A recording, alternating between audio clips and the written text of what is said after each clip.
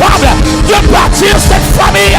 Tu es capable de bâtir ta vie. Tu es capable. Tu as l'option pour ça.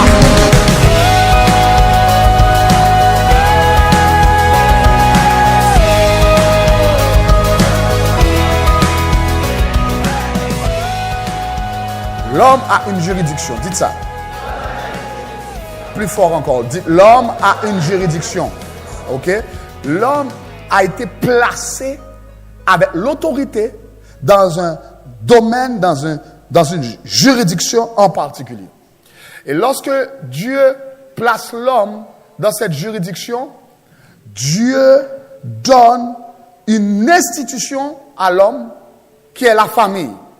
Et il commence par créer l'homme et la femme. Il commence avec le sexe masculin, je dis le sexe masculin, et après il donne ce prolongement, cette extension, la femme.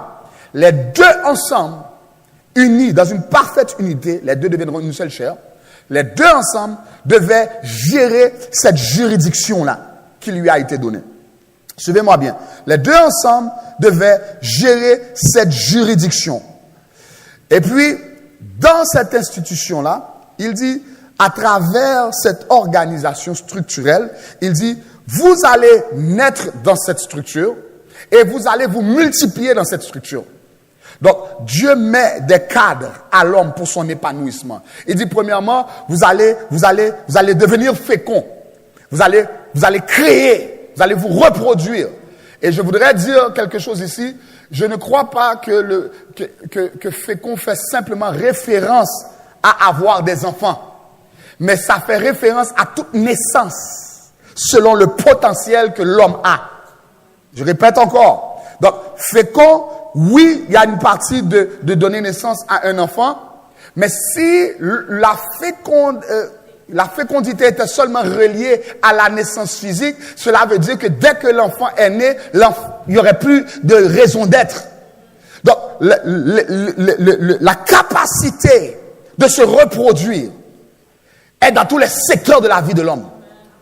Ce que je répète encore, la capacité de se reproduire n'est pas simplement au niveau de l'enfant, mais tu peux aller dans tous les secteurs et sois fécond. Donc, j'appelle aujourd'hui un esprit de Dieu qu'il vient sur vous pour vous rendre fécond.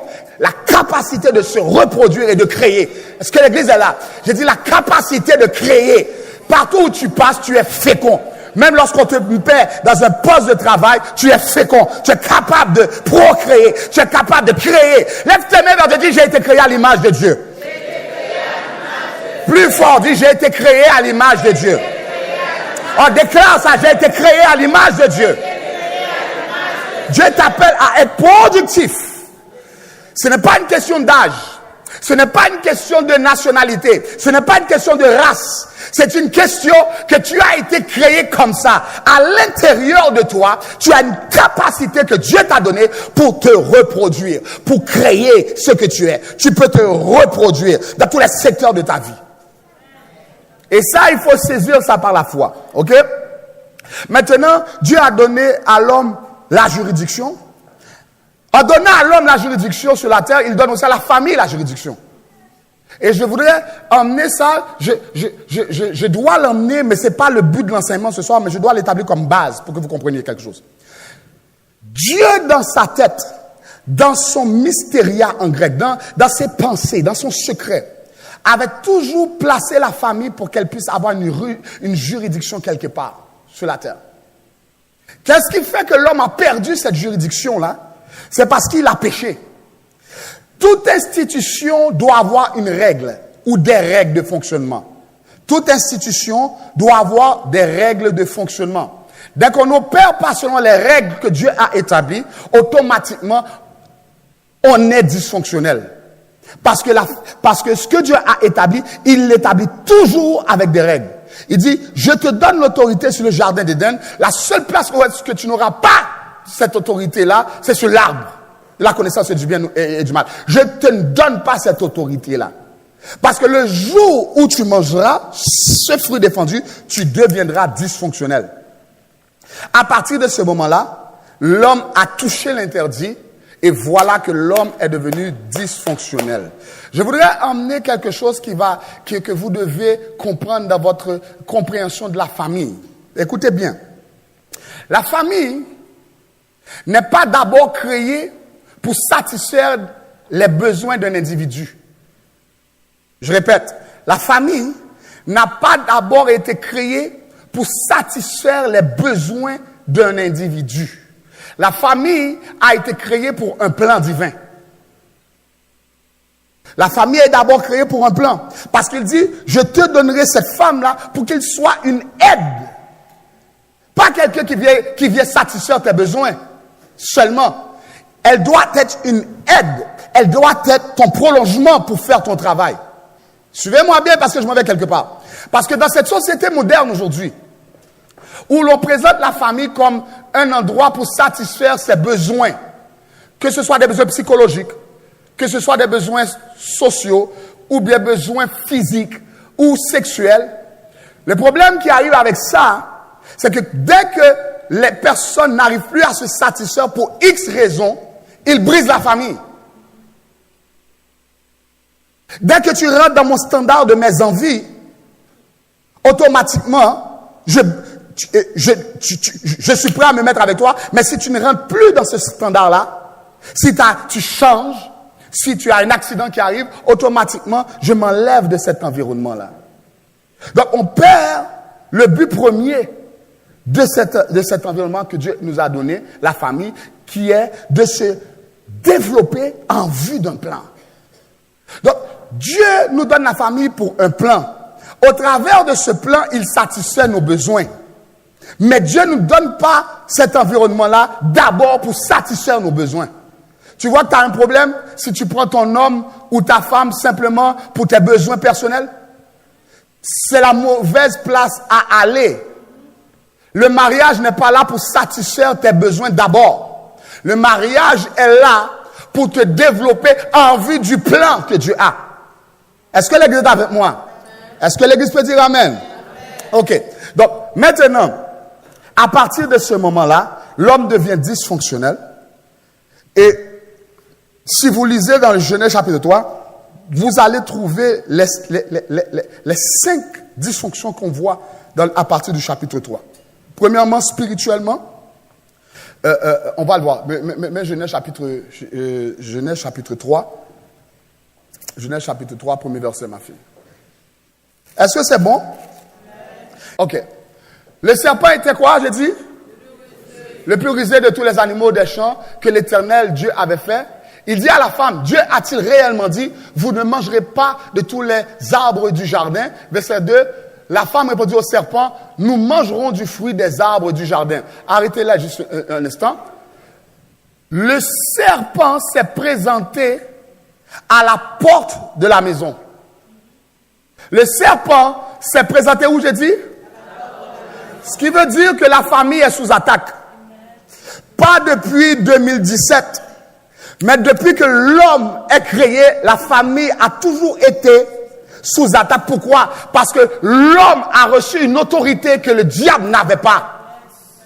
L'homme est en train de reproduire Dieu parce qu'il est créé selon l'image de Dieu. Donc, je comprends que la famille me permet de me reproduire selon l'espèce de Dieu. Ou bien comment je pourrais expliquer ça? C'est comme Dieu est Dieu et puis il crée l'homme pour qu'il puisse reproduire ce qu'il est. Est-ce que l'église est avec moi? C'est comme un lion qui produit un lion. Une vache qui produit une vache. Dieu produit l'homme. Oh, quelqu'un là-bas. C'est-à-dire la capacité de l'homme n'est pas égale à Dieu parce que Dieu est Dieu, mais inférieur à Dieu, mais au-dessus de la création. Oh, quelqu'un n'a pas compris. C'est pas pour rien que vous voyez que l'homme veut aller dans la lune. L'homme veut poursuivre à découvrir pourquoi. Dieu a mis ses gènes dans l'homme. L'homme a une capacité de rêver comme Dieu, de planifier comme Dieu, d'organiser comme Dieu, d'avancer comme Dieu, de percer comme Dieu. Voilà pourquoi le diable dit, cette créature-là, qui s'appelle l'homme, il faut l'arrêter parce qu'il domine sur nous. Oh, lève ta main vers Dieu, dis, c'est le temps qu'on reprenne notre position.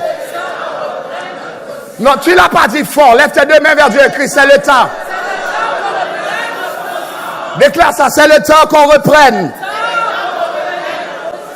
Donc le diable, tout ce qu'il veut présentement, c'est d'affecter ta tête pour que tu brises ta famille. C'est d'affecter tes finances pour que tu ne puisses pas bâtir. C'est d'affecter tes émotions pour que tu ne puisses pas bâtir. Mais lève-toi avec la foi. Lève-toi avec tes deux mains vers Dieu. Dis, Satan, le diable, tu es menteur. Tu ne viendras pas détruire mon jardin d'Éden. Tu ne viendras pas détruire ma famille. Tu ne viendras pas détruire ma capacité d'être fécond. Tu ne viendras pas détruire ma capacité de rêver.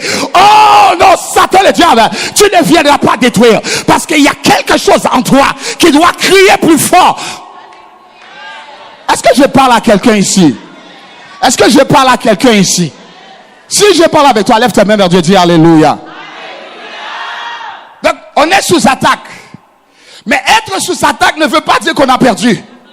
Parce que Christ, qui est la fondation de la famille de Dieu, je bâtirai mon église et les portes du séjour des morts ne se prévaudront point contre elle, a déjà remporté la victoire sur toute attaque qui est dirigée contre la vie. Dieu a déjà remporté la victoire. C'est pour cela qu'il faut que tu comprennes maintenant. Ce qui te reste à comprendre présentement, c'est comment Dieu fonctionne. Dès que tu comprends ça, tu prends autorité sur le diable. Parce que le diable maintenant, il est illégal sur la terre. Il est illégal dans ton corps. Il est illégal dans tes finances. Il est illégal dans ton environnement. Il est illégal dans ta famille. Le fait que le père devient fou dans la maison, c'est illégal. Le fait que la mère ne veut plus s'occuper de ses enfants, c'est illégal. Le fait que l'enfant veut suivre la voie des pécheurs, c'est illégal. Tout ce que le diable fait pour pouvoir briser ta vie, qu'est-ce qu'il fait? Il dirige des attaques contre ta famille. Il dirige des attaques contre tes enfants. Il dirige des attaques contre tes finances. Il dirige des attaques contre tes émotions. Il dirige des attaques contre ton physique. Il y a des maladies qui ont causé des divorces. Il y a des divisions dans la famille. Parce que le diable veut ta tête. Parce qu'il sait que ta tête est dans la famille. Mais lève tes mains vers Dieu. Crie dans le nom de Jésus-Christ de Nazareth. Oh yes. Crie dans le nom de Jésus-Christ de Nazareth. Ça ne se passera pas ainsi. Ah, my God, t'as pas compris ce que je vais te dire. Dans le nom de Jésus, tout diable racial qui pensait à une pro, tout diable racial qui pensait à une craso, tout diable racial qui pensait à une bloqué, dans le nom de Jésus, c'est illégal. C'est illégal. Mon fils n'ira pas en prison. Ma fille n'ira pas en prison. Ma fille ne tombera pas enceinte avant le mariage. C'est illégal. C'est illégal. C'est illégal. Je sais dans mon cœur, je dois juste arrêter là maintenant, juste quelques secondes. Lève tes mains, deux mains vers Dieu. Crie Alléluia. Rabasoto. Oh yes. Crie Alléluia. Maramam. Ah ouais, tu es adorateur. Dis Alléluia. Dis Alléluia. Dis Alléluia. Le diable est menteur. Il attaque ta famille, mais il ne sait pas avec qui il joue. Il attaque tes enfants, mais il ne sait pas avec qui il joue. Il attaque ta personne, il ne sait pas avec qui il joue. Il attaque ton emploi, il ne sait pas avec qui il joue. Il attaque tes émotions, il ne sait pas avec qui il joue. Il attaque ta position sociale, il ne sait pas avec qui il joue. Parce que tu as reçu un mandat de bâtir la famille de Dieu. Et rien ne pourra tenir contre toi. Parce que tu es l'enfant de Dieu. Tu es l'enfant de Dieu, tu es l'enfant de Dieu. Je sens dans mon esprit que je dois relâcher cette onction. Tu as le mandat pour réussir ta maison. Moi et ma maison, nous servirons l'Éternel. Reçois cette onction-là. Reçois cette onction-là. Reçois cette onction-là. Reçois cette onction. Quelqu'un dit yes.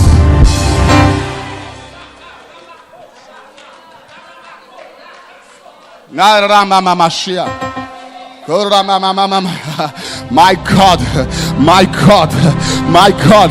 Il y a une onction là pendant que je suis en train d'enseigner là. Oh yes, tu es sous attaque, mais tu n'es pas appelé à perdre cette bataille. Tu es sous attaque, mais tu n'es pas fini. Tu es sous attaque, mais tu n'es pas déjoué. Tu es sous attaque, mais tu n'es pas déjoué. Oui, tu as un dysfonctionnement, mais ta vie n'est pas finie. Parce que ce soir, tu connais la vérité. Le diable veut ta peau au travers du système que Dieu a établi. Oh my God, lève-toi. Tu es capable de bâtir cette famille. Tu es capable de bâtir ta vie. vie. Tu es capable. Tu as l'onction pour ça. Quelqu'un dit yes. Dans la Bible, je ne vais pas trop d'aller voir ça, mais l'enseignement vous parle de ça. Il y a un héritage que tu reçois de ton père et de ta mère. Il y a un héritage que tu reçois, un ami. Et cet héritage-là, tu ne l'as pas choisi. Mais moi, tu m'as choisi. Et tu vas découvrir l'héritage dans l'adresse qu'on a choisi de vivre. Oh, c'est trop bon. Je suis trop excité. Je suis trop excité. Bonjour, bienvenue à l'église Vie Transformée. Ici, notre mission est de vous équiper pour que vous puissiez atteindre votre destinée. Chaque semaine, l'église Vie Transformée vous offre une expérience unique dans la présence de Dieu, notamment à travers des moments de louange, des moments d'adoration, des moments d'intercession, mais surtout d'intimité avec Dieu. De plus, des moments prophétiques, d'enseignements inspirés et des moments de puissance. Venez nous rendre visite ou suivez-nous en ligne. Le dimanche à Vie Transformée, c'est plus qu'un simple service, mais une expérience.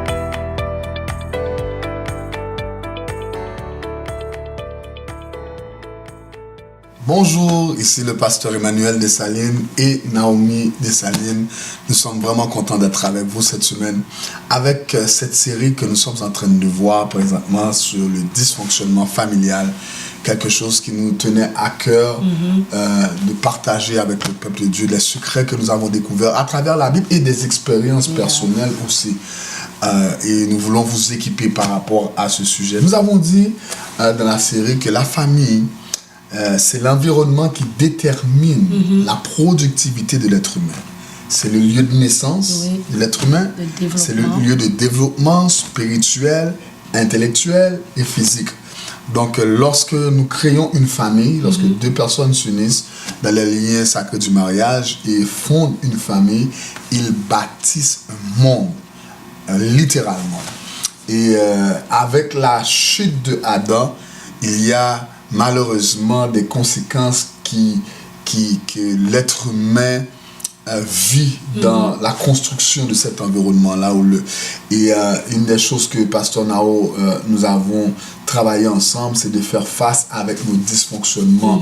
Et j'ai parlé de ces 5 dysfonctionnements majeurs que la famille aura à faire face au niveau premièrement au niveau spirituel, dysfonctionnement au niveau spirituel, deuxièmement au niveau social, troisièmement au niveau émotionnel, et quatrièmement physiquement et cinquièmement économiquement. Il y avait une expérience que nous avions vécue chez un membre de notre famille lorsque nous avons été aux États-Unis. Il y avait dans la maison un tuyau dysfonctionnel. Et pour pouvoir prendre notre bain, il fallait mettre dans un seau une quantité d'eau et de prendre un petit bol pour pouvoir nous baigner. Et ce que j'avais expliqué à l'église à l'époque, c'est que ce dysfonctionnement-là, ce membre de notre famille a rendu fonctionnel quelque chose qui normalement ne fonctionne pas dans d'autres environnements. Et ce qui se passe, c'est que lorsque nous avons des dysfonctionnements, nous nous habituons à ce dysfonctionnement-là, nous le rendons fonctionnel et nous nous attendons à ce que les gens qui entrent dans notre environnement puissent s'adapter à ce dysfonctionnement-là. Et après, on réalise que pour de vrai, on est fonctionnel et ça devient normal, mais dans un dysfonctionnement. Si je peux le dire ainsi. Exactement. Et plusieurs se sont développés beaucoup de mécanismes pour rendre fonctionnel quelque chose qui n'est pas fonctionnel. Et voilà pourquoi que lorsque quelqu'un veut bâtir son mariage, lorsque quelqu'un veut bâtir une famille, il doit faire face à lui-même pour identifier le dysfonctionnement et le régler une fois pour toutes pour que ça n'affecte pas l'environnement familial. Et malheureusement, c'est faire face à soi-même, c'est quelque chose d'extrêmement difficile. Être honnête, voir qu'on a des faiblesses, tout ça.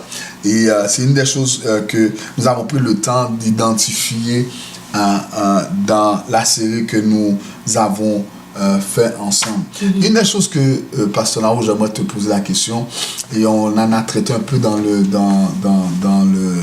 l'enseignement, c'est que tu as parlé de l'identité, qui est une clé majeure pour la femme et l'homme aussi, lorsque c'est le temps de bâtir la famille. Peux-tu nous en dire un peu plus par rapport à ça? D'abord, qu'est-ce que l'identité? Oui, l'identité, c'est quoi l'identité? Premièrement, si je pourrais donner une définition simple et rapide, c'est ce que Dieu dit de nous. Ce que Dieu dit de nous. Comment Dieu nous voit, ce qu'il dit de nous, c'est ça qui forme notre caractère, qui nous permet de vivre selon ce que Dieu dit de nous. Donc, l'identité est extrêmement importante. Tout à l'heure, tu as parlé de dysfonctionnement. Tu ne peux pas savoir ce qui ne fonctionne pas à l'intérieur de toi si tu ne connais pas ton identité. Donc, pour pouvoir faire une analyse de toi-même, il faut d'abord que tu connaisses ton identité. Donc, c'est pour ça que j'aimerais que tu puisses nous dire, avant même de développer l'identité, c'est quoi un dysfonctionnement? Un dysfonctionnement, c'est une incapacité de fonctionner dans un des domaines que j'ai parlé, soit spirituellement, soit au niveau social, soit au niveau émotionnel, soit au niveau physique ou économique. C'est-à-dire que normalement, tu devais fonctionner dans un tel standard et parce que tu as un dysfonctionnement, tu n'es pas capable de fonctionner. Prenons un exemple au niveau social, quelqu'un qui est alcoolique. Quand tu es alcoolique, tu es dépendant de l'alcool. Ça fait en sorte que même si tu voudrais être stable émotionnellement ou stable économiquement, tu ne peux pas parce que ton besoin d'alcool fait en sorte que tu es dysfonctionnel. Donc c'est une faiblesse qui te rend stérile, si je pourrais dire. Qui te rend incapable de fonctionner normalement comme un être humain normal. Si tu es dysfonctionnel au niveau émotionnel, par exemple, tu réclames plus d'affection que la normale. Alors automatiquement, tu deviens dysfonctionnel au niveau émotionnel. Et on pourrait identifier. Voilà pour ça. Et toi, tu dis que l'identité... L'identité te permet, quand tu connais ton identité, dès qu'il y a un dysfonctionnement à l'intérieur de toi, tu es capable de dire, mais par rapport à mon identité, par rapport à ce que Dieu dit de moi, ça ne fonctionne pas. Ça ne rentre pas dans mon identité. Tu vas être en mesure de reconnaître un agent étranger qui essaye de rentrer. Ou s'il est déjà là, tu vas être capable de le travailler. Tu vas être capable de mettre le doigt dessus et dire, ça c'est un dysfonctionnement dans ma personne et je dois le travailler. Alors, tout ça pour dire que dans la Bible révèle ce que Dieu dit. La Bible révèle certaines choses. Et ça, en fonction de ce qu'il révèle, qu'on peut maintenant identifier ce qui est dysfonctionnel. Ça, c'est une première source. Mais il y a d'autres sources aussi. Oui, il y a plusieurs sources. Deuxième source, moi, je sais qu'au niveau de mon dysfonctionnement, tu as joué un rôle important. Parce que des fois, notre entourage voit ce qui ne marche pas. Des fois, tu as besoin d'un œil externe pour t'aider à voir. Et je me rappelle que des fois, tu disais, Emmanuel, tu as ça comme problème, Moi, au début, je disais, mais non, par rapport, jusqu'à ce qu'à un moment donné, j'ai commencé à réaliser que j'ai un dysfonctionnement dans ce que toi, tu as observé. Oui, et le premier pas vers, je ne peux pas dire guérison, mais vers un processus, c'est de reconnaître. Comme tu viens de dire, à un moment donné, tu t'accusais toujours, c'est toi. Mais à un moment donné, et vice-versa. L'étape vers la guérison, ou bien si je pourrais dire vers une meilleure vie, ou je ne sais pas comment l'interpréter, mais c'est de reconnaître j'ai un dysfonctionnement à tel niveau. Cette manière de fonctionner dans ma vie, c'est un dysfonctionnement qui fait en sorte que je réagis de telle manière. Et la première étape vers une guérison, c'est de reconnaître. Je vais arrêter d'accuser les autres, je vais faire face à moi-même. Tu sais quelque chose que je suis en train de réfléchir pendant que tu parles de ça? L'être humain a une capacité de s'adapter très facilement à n'importe quel environnement. À son environnement, bien entendu. C'est très facile de s'adapter à un dysfonctionnement et de trouver ce dysfonctionnement-là normal. Oui, c'est vrai. C'est très facile. C'est comme si tu t'habitues avec ton handicap et ça fait partie de ta personne. Et puis là, maintenant, tu te retrouves, quand quelqu'un vient te dire, là, tu es dysfonctionnel, tu trouves cette personne-là agressante. Oui, parce que cette personne-là veut t'enlever de ta zone de confort. Parce que tu t'es habitué avec ça. Et on m'a dit, j'ai un dysfonctionnement au niveau de la vue. Et puis, on m'a dit, vous êtes myope. J'ai dit, mais c'est impossible. Je vois bien. Il dit non, vous êtes habitué à cette myopie-là. Et c'est ce qu'on fait dans toutes les circonstances de nos vies. Quand quelqu'un veut aller quelque part, il doit accepter d'être honnête. Premièrement, de voir ce que Dieu dit pour son identité, mais surtout les gens qui sont dans ton environnement et qui te voient, qui t'ont vu grandir, qui voient ta vulnérabilité. Et ça, c'est dur. C'est très dur. C'est très dur. Parce que c'est tout ce qu'on emmène comme... pas comme critique, mais dès que quelqu'un nous dit quelque chose qui semble être négatif, on se renferme sur nous-mêmes, puis on se sent, comment je pourrais dire, on se sent piégé, on sent que la personne est en train de nous, on se sent blessé, on sent que la personne est en train de dire des choses négatives par rapport à nous. Et souvent, c'est pas parce que c'est négatif, mais la personne t'aime tellement, la personne veut voir ton épanouissement, que la personne va te dire, écoute, ça, c'est un handicap qui va t'empêcher d'aller plus loin. Et nous, au lieu de le prendre comme un marque d'amour, comme un signe d'amour, on voit ça comme une agression. Oui, voilà. Et le pire dans tout ça, chers auditeurs, auditrices, c'est que dans la famille, quand quelqu'un se marie et que la personne, tu vis avec une personne, dans le lit conjugal, dans l'environnement familial, l'environnement familial expose l'intimité. Oh oui, oh oui. Et l'intimité, c'est ce qu'il y a de bon et de mauvais qui est exposé. Oui. Voilà pourquoi les mariages ont beaucoup de problèmes. Parce que quand je me marie avec toi, maintenant je te regarde, je te vois très belle, bien maquillée, tu as l'air parfaite. Mais moi, je sais quelle faiblesse qu'il y a. Quand on s'est réveillé ce matin, j'avais pas l'air de ça. Tu n'avais pas l'air de ça lorsque tu t'es réveillé ce matin. Et qu'est-ce qui se passe? C'est qu'il y a beaucoup de gens qui se marient en façade. Voilà. Et lorsque maintenant tu rentres dans l'intimité avec la personne dans le mariage, puisque le mariage c'est l'environnement où tu es nu. Pas simplement physiquement, mais tu es nu à tous les niveaux. Oui. Le mariage révèle la nudité. Expose ce qu'il y a de bon et de mauvais. Oui. Tu vois les deux côtés. Et maintenant, comment dealer avec qu'est-ce que je viens de découvrir dans la même adresse? C'est tout un challenge. Parce que je ne suis pas né dans cette adresse-là. On a choisi de vivre dans cette adresse-là. Mais je suis né dans une famille que je n'ai pas choisie. Et le dysfonctionnement, il y a un héritage qui t'est donné. Que tu le veuilles ou pas, dans la Bible, je n'ai pas le temps d'aller voir ça, mais l'enseignement vous parle de ça. Il y a un héritage que tu reçois de ton père et de ta mère. Il y a un héritage que tu reçois. Et cet héritage-là, tu ne l'as pas choisi. Mais moi, tu m'as choisi. Et tu vas découvrir l'héritage dans l'adresse qu'on a choisi de vivre. Oh, c'est trop bon. Je suis trop excité. Oui, et c'est difficile. Très difficile. Tu risques de détester l'adresse que ta femme et toi avez choisie ensemble. Parce que qu'est-ce qui se passe? Parce que dans ton ancienne adresse avec ta famille, il t'avait accepté avec ce dysfonctionnement. Il n'avait pas le choix. Ils ont été patients. Oui. Mais ta femme ou ton mari, maintenant, il va devoir, et ça devient un challenge, un défi. Oui, et c'est pour ça que le mariage devient un travail. C'est pas juste, je me marie, puis là, c'est un travail. La famille, c'est un travail. Quand tu dis travail, tu dis quoi exactement? Des efforts à mettre? Des efforts, ça veut dire... Chaque jour? Chaque jour, ça veut dire la communication est importante. Communication 1. Oui, communication 1. Ça veut dire je ne vis plus pour moi, je vis pour l'autre. Avec mon dysfonctionnement. Oui. La soumission est importante. Des fois, tu as envie... Et soumission. Souvent, Nao. Oh, ça, c'est un tabou. C'est un tabou. C'est un tabou. Souvent que la soumission... Et attention pour pas qu'on se batte, là, parce qu'on parle de soumission, ça peut emmener même la bataille. Oui, parce que nous, on entend soumission à la femme. Mais la Bible dit soumettez-vous les uns les autres. My God. Fait que l'homme doit aussi se soumettre à sa femme. Oui. Je vis plus pour moi, tu ne vis plus pour toi. On vit l'un pour l'autre.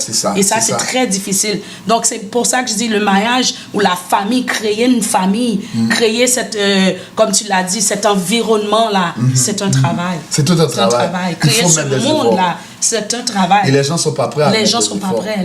Tu sais pourquoi ils ne sont pas prêts? Parce que c'est facile de travailler dans la vie de l'autre. Oui. Mais c'est extrêmement difficile de travailler dans sa propre vie. My God. Et c'est le résultat de ta personne que tu auras travaillé qui maintenant... qui va se déverser dans l'autre, qui va emmener cette unité, qui va emmener cette famille épanouie. Wow. Et c'est réellement un travail. Et les enfants vont hériter. Oui.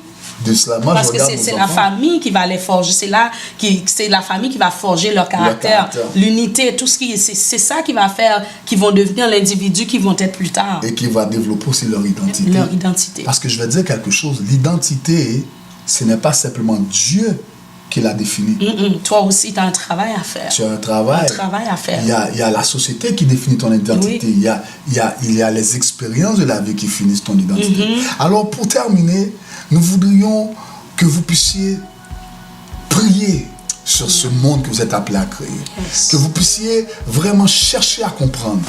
Et je vous promets que si vous mettez Dieu dans votre maison, My God. Dieu la bâtira pour vous. Amen, amen. À la semaine prochaine. Que Dieu vous bénisse.